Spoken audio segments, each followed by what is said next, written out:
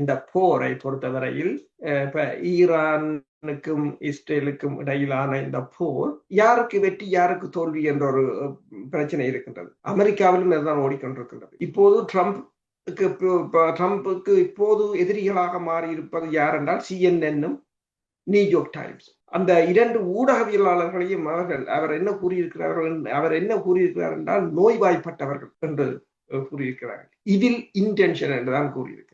ஏனென்றால் அதாவது இந்த அமெரிக்கா மேற்கொண்ட தாக்குதல்கள் தோல்வியில் முடிந்ததாக அவர்கள் கூறியிருக்கிறார்கள். ஈரானின் அணு ஆயுத பலத்தை அளிக்க முடியவில்லை என்று.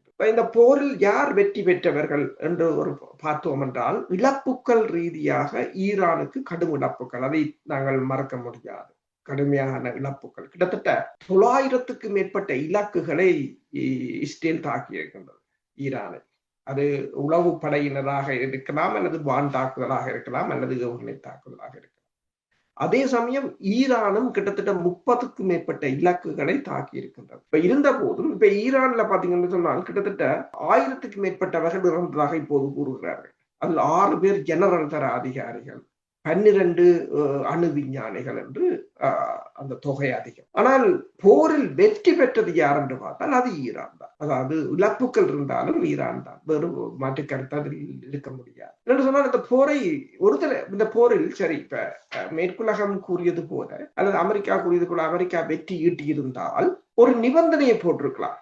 ஈரான் பேச்சுவார்த்தைக்கு வர வேண்டும், அல்லது ஈரான் இந்த இனிமேல் அணு ஆயுதத்தை செய்ய மாட்டேன் என்று உத்தரவாதம் தர வேண்டும். எந்தவித நிபந்தனையும் இல்லாத ஒரு போர் நிறுத்தமாகத்தான் அது முடிந்திருக்கு. இப்போது CNN ஒன்றை கூறியிருக்கின்றது, நியூயார்க் டைம்ஸ் ஒன்றை கூறியிருக்கின்றது என்று சொன்னால், அதாவது ஈரானுக்கு அமெரிக்கா கிட்டத்தட்ட $30 பில்லியன் அமெரிக்க அதிபர் ரகசியமாக வழங்க போவதாகவும், ஈரான் அணு சக்தி, அதாவது பொதுமக்களுக்கு தேவையான அணு சக்தி, அணு மின்சாரத்தை உருவாக்குவதற்கு அது பயன்படுத்தப்படும் என்று சொல்லியும், அதே போல ஈரான் மீதான தடைகளை நீக்கப் போவதாகவும், ஈரானின் முடக்கப்பட்ட சொத்துக்களில் பல பில்லியன்களை விடுவிக்கப் போவதாகவும், அதற்கு மாற்றீடாக ஈரான் அமெரிக்காவுடன் மீண்டும் பேச்சுவார்த்தை மேடைக்கு வர வேண்டும் என்றும் அவர்கள் கூறியிருக்கிறார்கள்.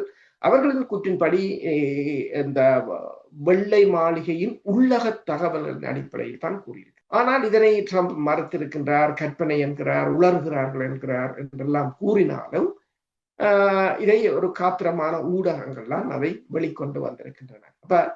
இப்ப ஏதோ ஒரு வகையில் ஈரானுக்கு லஞ்சத்தை கொடுத்தாவது ஈரானை பேச்சுவார்த்தை மேடைக்கு கொண்டு வர வேண்டும் என்ற ஒரு நிலையை எட்டி